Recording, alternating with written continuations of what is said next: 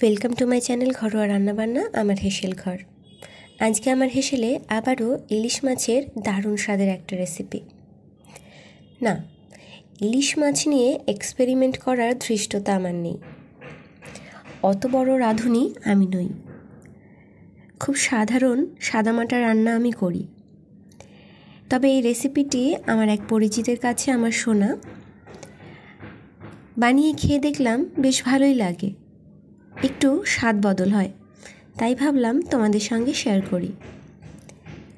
একবার অবশ্যই ট্রাই করে দেখো, একটু অন্যরকম খেতে লাগে কিন্তু বেশ ভালো লাগে।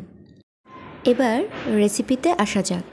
প্রথমে আমি একটা ইলিশ মাছের পিস খুব ভালো করে ধুয়ে সামান্য লবণ, হলুদ, লঙ্কা গুঁড়ো আর সর্ষের তেল মাখিয়ে কিছুক্ষণ রেখে দেব। এবারে একটা মিক্সিং জারে নিয়ে নেব কোরানো নারকেল, কয়েকটা কাজু বাদাম আর কয়েকটা শামরিচ, সামান্য জিরা,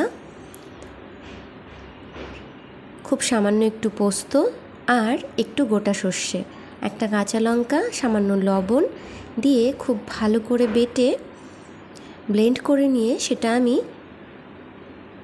ছাঁকনিতে ছেঁকে নেব। এতে করে গ্রেভিটা অনেক বেশি স্মুথ হবে। হ্যাঁ, একটু টক দইও দিতে হবে। টক দইটা অবশ্যই জল ছড়িয়ে নিতে হবে, না হলে খুব বেশি টক হলে গ্রেভির টেস্টটা নষ্ট হয়ে যাবে। এবারে আমি কড়াইয়ে সামান্য সাদা তেল দিয়েছি, তোমরা চাইলে এখানে সর্ষের তেলও দিতে পারো।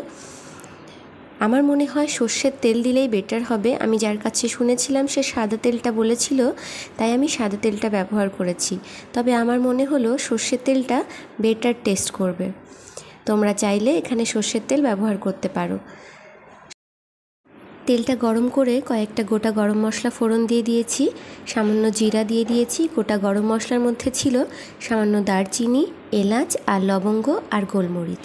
ফোড়নটা ভেজে নিয়ে মাছটা দিয়ে খুব হালকা ভেজে যে মশলাটা করে রেখেছিলাম সেই মশলাটা দিয়ে ঢাকা দিয়ে খুব ভালো করে মশলাটা কষে নিতে হবে।